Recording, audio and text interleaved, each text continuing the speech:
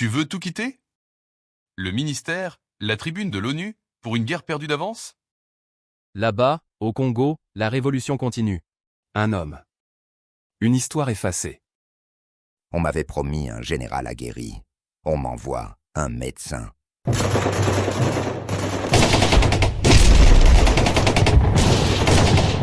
Restez couverts. Écris à Castro. Dis-lui que c'est l'enfer ici. Le Tché sortira-t-il vivant de ce bourbier oublié? Abonnez-vous à Open Your Eyes pour ne rien manquer. Cuba, 1965. Le monde entier vibre encore sous le choc de la révolution castriste. Che Guevara, héros de la Sierra Maestra, ministre, diplomate, choisit de tout quitter. Nous devons éradiquer le colonialisme comme on extirpe un cancer. Une nouvelle révolution l'appelle. Cette fois, en Afrique. Destination, le Congo, où la guerre fait rage entre les partisans de Patrice Lumumba et les forces soutenues par l'Occident. Il n'y va pas en conquérant. Il y va en frère d'armes. Pour transmettre l'expérience cubaine et rallumer le feu de l'indépendance. Tu veux tout quitter? Le ministère, la tribune de l'ONU, pour une guerre perdue d'avance? Je veux quitter ce costume. Je n'ai jamais été un bureaucrate. Là-bas, la révolution m'attend encore. Là-bas, tu seras seul. Personne pour te sauver. Parfait. La révolution ne supporte pas les sauveurs, elle veut des soldats. Ici, le Congo. La guerre continue, mais l'espoir s'éteint. Et c'est là que tu veux aller rallumer le feu? Pas tout de suite. D'abord j'entraîne les recrues. Congolais, et d'autres frères d'Afrique. La ferme de Pinar del Rio est prête. Tu sais ce que tu laisses derrière? Un peuple libre, Ernesto. Ce peuple m'a fait grandir. Maintenant, je dois transmettre ailleurs ce qu'on a appris ici. Tu aurais pu rester ministre, Ernesto. Le confort, c'est pour ceux qui se reposent. Je suis encore en guerre. Alors va. Fais d'eux des frères de combat. Donne-leur ce qu'on n'a jamais eu, une méthode. Un sens. Je ne leur promets pas la victoire. Mais je leur promets la dignité. Reviens si tu peux. Sinon, laisse une trace. Hasta la victoria, siempre. Bonjour soldat, c'est vous qui devez m'emmener? Oui, commandante. Bienvenue, on vous attendait. Dis à personne que je suis là. Ici, je ne suis pas ministre. Juste un instructeur. Oui, Seigneur, le camp Nico Lopez est prêt. Les recrues africaines arrivent demain. Alors on a peu de temps, et beaucoup à transmettre. Avant son départ, Che forme secrètement un petit groupe de guérilleros africains, originaires du Congo et d'autres pays, dans une maison isolée à Cuba. Il les entraîne physiquement et politiquement. Vous ne deviendrez pas soldat en une semaine. Mais si vous pensez comme des hommes libres, vous survivrez plus longtemps que des militaires. Et si on meurt au premier tir? Alors meurs debout. Qu'on sache que tu ne voulais pas ramper. Ici, vous apprenez la tactique. Là-bas, vous apprendrez la peur. Il faudra l'écouter. Sans lui obéir. Regardez bien. Le Congo, ce n'est pas une carte. C'est une blessure ouverte. Et vous, vous êtes le fil avec lequel on tente de la recoudre. On ne tire pas juste pour tuer. On tire pour réveiller ceux qui dorment encore. Plus vite! Et gardez votre endurance, c'est vital lors des combats. Vous croyez que l'ennemi vous attendra? Là-bas, il n'y aura pas de pause. Pas de pardon. Commandante, j'en peux plus. Mieux vaut tomber à bout de souffle que supplier pour sa vie. Tu crois que l'ennemi t'offrira sa pitié? Non. Il t'effacera. Sans hésiter. Alors relève-toi, soldat. Cours. Pas pour moi. Pour ta survie. Une arme mal entretenue, c'est une tombe qu'on creuse pour soi. Et un camarade qui meurt à cause de toi, tu le porteras sur ton dos jusqu'à la fin de ta vie. À mes enfants, si un jour vous lisez cette lettre, c'est que je ne serai plus avec vous. Vous n'aurez sans doute que peu de souvenirs de moi. Mais je veux que vous sachiez que je vous aime profondément. Je suis parti parce qu'un homme comme moi ne peut rester immobile quand l'injustice règne ailleurs. Grandissez en hommes et femmes justes, curieux, solidaires. N'oubliez jamais, la révolution est plus grande que chacun de nous. Et surtout, soyez toujours capable de ressentir au fond de vous toute injustice, commise contre quiconque, n'importe où dans le monde. C'est la plus belle qualité d'un révolutionnaire. Votre père, Ernesto. Montez, pas un mot inutile. On ne va pas faire du bruit avant d'avoir fait l'histoire. L'appareil te dépose à Dar es Salaam. Ensuite, c'est à toi de tracer. Je ne suis pas pressé. La révolution prend son temps. Mais elle n'oublie jamais. On ne m'a pas dit bon voyage. Pas même bonne chance. Juste un silence. Et ce silence pesait plus lourd que n'importe quelle arme. Fidèle. Je sens que j'ai accompli la partie de mon devoir qui me liait à la révolution cubaine, et je me sépare de toi, de mes camarades et de mon peuple. Je renonce formellement à mes fonctions dans la direction du parti, à mon poste de ministre, à mon grade de commandant, à ma condition de Cubain. Rien ne me lie plus légalement à Cuba. D'autres terres du monde réclament le concours de mes modestes efforts. Je peux faire ce que t'ai toujours promis, être un soldat de la Révolution, n'importe où je serai. Si mon heure ultime vient sous d'autres cieux, que l'on garde en mémoire que je suis mort en pensant à toi, fidèle, à ton peuple et à ma patrie. Je t'embrasse avec toute la ferveur d'un compagnon. Che.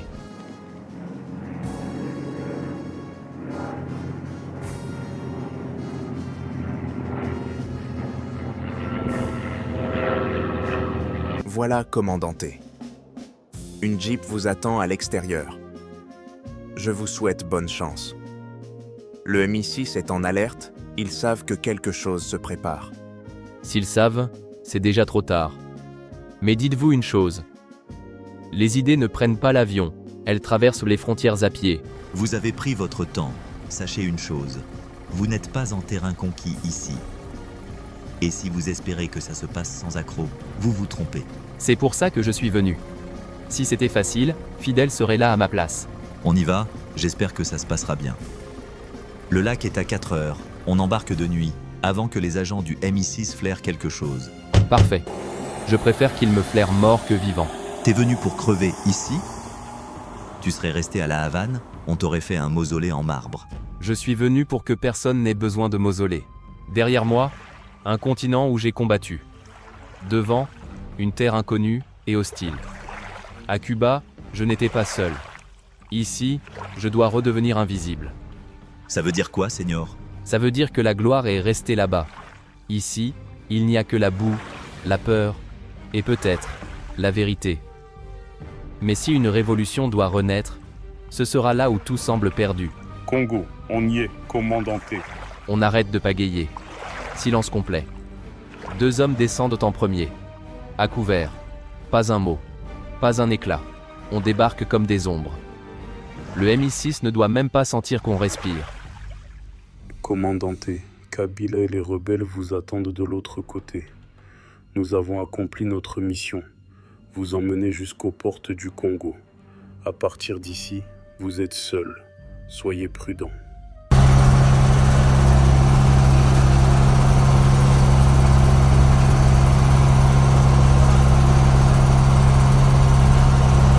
Qui êtes-vous?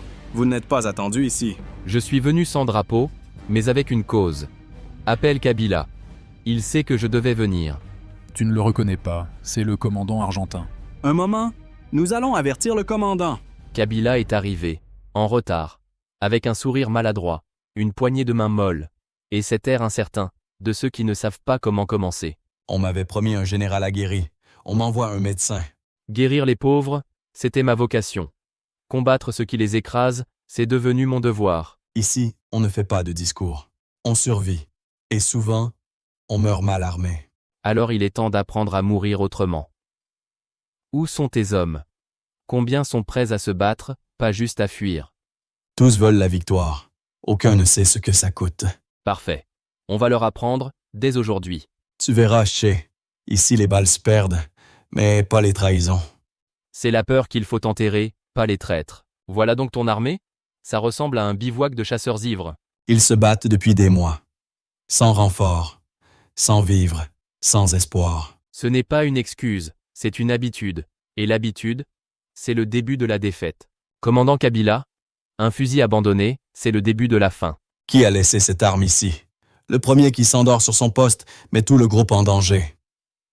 Si vous voulez mourir idiot, faites-le loin de moi. Ici, on suit les ordres, et on reste debout. Qui tient les tours de garde ici? Qui nettoie les armes? Qui commande? Un fusil, ce n'est pas une amulette, c'est une promesse. Si vous ne savez pas le démonter, comment le ferez-vous parler demain? Ce soir, on s'entraîne. Demain, on part en mission. Ceux qui veulent rester dormir, qu'ils le fassent. La révolution ne se fait pas allonger. Ce n'est pas contre vous, commandant. J'ai vu la même chose chez nous, à Cuba. Ce n'est ni une question de pays, ni d'hommes. C'est par la discipline qu'on fait naître des soldats. Et par la rigueur qu'on les garde en vie. Il parle trop. On verra s'il tire aussi bien. Dis-moi franchement, qu'est-ce que tu viens chercher ici? Tu n'es pas congolais. Tu ne parles pas nos langues. Tu ne respires pas notre guerre. Tu n'as pas connu Lumumba. Pourquoi toi? Pourquoi ici? Je suis venu pour ce que vous représentez. Une lutte oubliée, une révolution sans voix. Celle que les empires veulent étouffer, avant même qu'elle n'apprenne à marcher.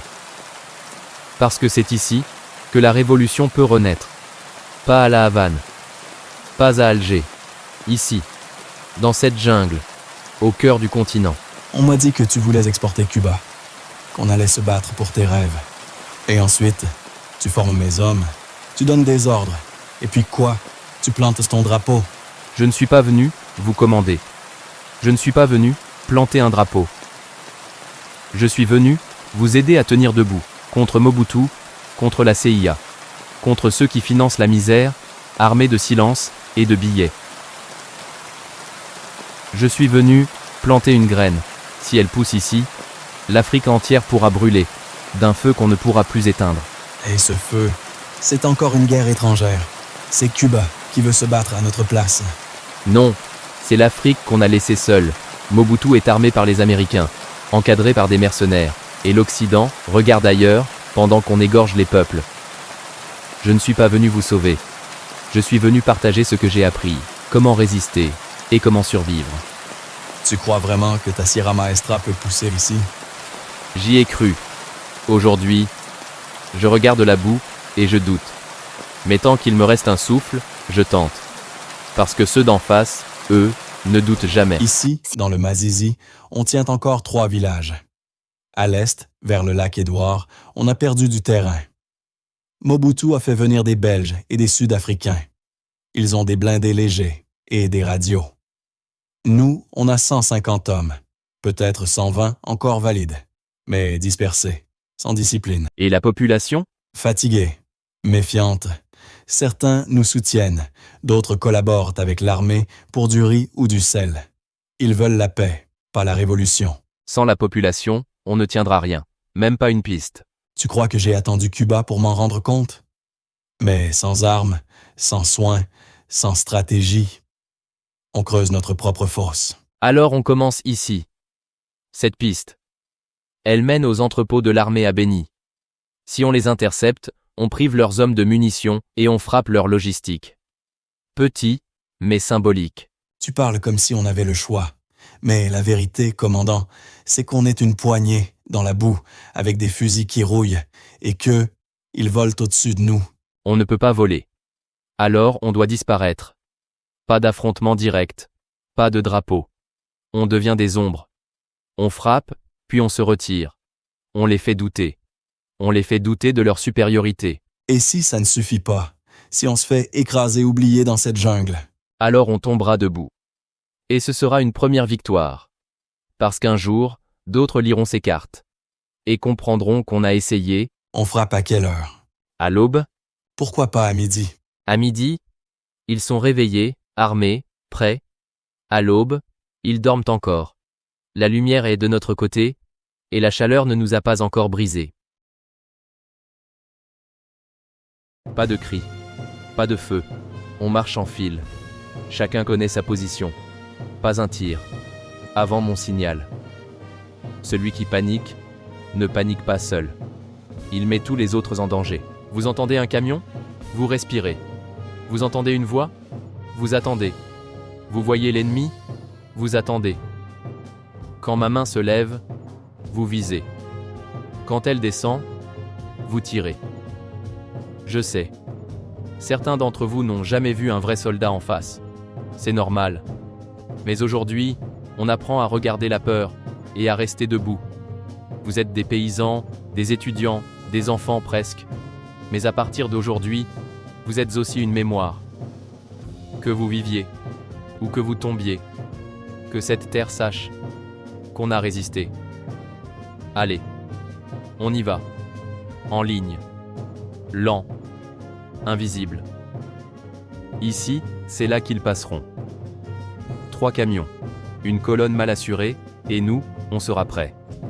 Chaque arbre ici, c'est un abri. Chaque racine, un piège. Ils ne doivent pas nous voir. Pas tout de suite. Vous savez où vous devez être, ce qu'il faut faire, et ce qu'il ne faut pas faire. À 20 mètres, seulement. Pas avant. Un seul tir prématuré, et tout s'écroule. Ce matin, on ne cherche pas la gloire. On cherche une faille, une hésitation, une erreur, chez eux. Et ce sera notre victoire. Vous marchez en silence, pas un mot, pas un écart. Si vous avez peur, portez-la bien. Mais portez-la sans bruit. Ils sont jeunes. Certains n'ont jamais tiré. Mais ils sont là. Ils t'écoutent. Alors ce matin, ils apprendront.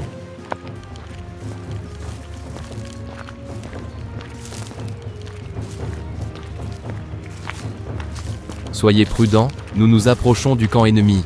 Gardez le silence.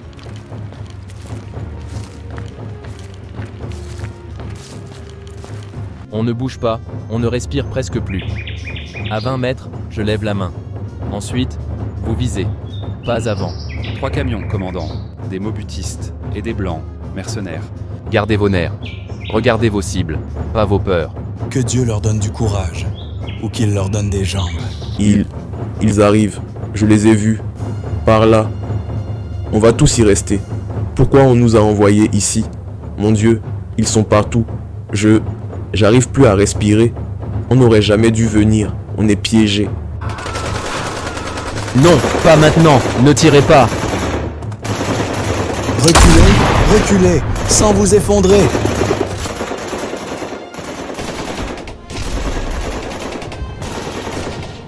Restez couverts. La panique s'est installée. Je suis resté à tirer, dans le vide, pour sauver l'apparence d'une résistance. Ce n'était pas la première fois. L'indiscipline, la peur, la fuite, devenaient la règle. Mais je ne peux pas blâmer uniquement les autres. J'ai tenté d'implanter ici une guerre étrangère. J'ai cru que l'esprit de la Sierra Maestra pouvait survivre dans la jungle africaine. J'ai eu tort. Ce climat me détruit. Chaque jour, la pluie s'infiltre partout. Mon lit est trempé. Mon corps aussi.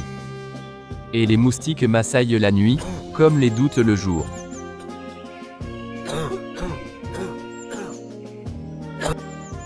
Je n'ai plus mes médicaments. J'ai tenu avec ce que j'avais. Mais mes inhalateurs sont vides. Mes poumons crient. Et moi je me tais. La nourriture manque. On boit de l'eau sale. On mange des racines. Et je m'affaiblis. Ce n'était pas une guerre, c'était une survie permanente. J'ai voulu allumer une révolution dans la boue, sans feu, sans air, sans pain. J'ai compris trop tard que je n'étais pas prêt. Pas pour cette terre, pas pour ce combat. Cette mission est un échec, je l'admets sans détour. L'ennemi ne nous a pas vaincus. Nous nous sommes effondrés de l'intérieur. L'absence de discipline, l'incompréhension culturelle, les divisions. Et moi, incapable d'unifier, incapable d'enseigner. J'ai sous-estimé cette terre, et je me suis surestimé. Je repars affaibli, malade et lucide. Mais je repars vivant. Et ma conviction est intacte. Là où la révolution m'attend, j'irai. Même seul, même sans gloire. Je suis venu au Congo avec une idée. Celle que la révolution pouvait prendre racine partout, même dans la boue. Mais j'ai appris que la liberté ne s'impose pas. Elle germe à son rythme, sur une terre qu'on ne connaît pas. Je ne regrette rien. Ni la douleur, ni l'échec. Car même un échec laisse une trace. Che Guevara quitta le Congo en novembre 1965. Malade et désillusionné. Il considéra cette mission comme l'échec le plus profond de sa vie.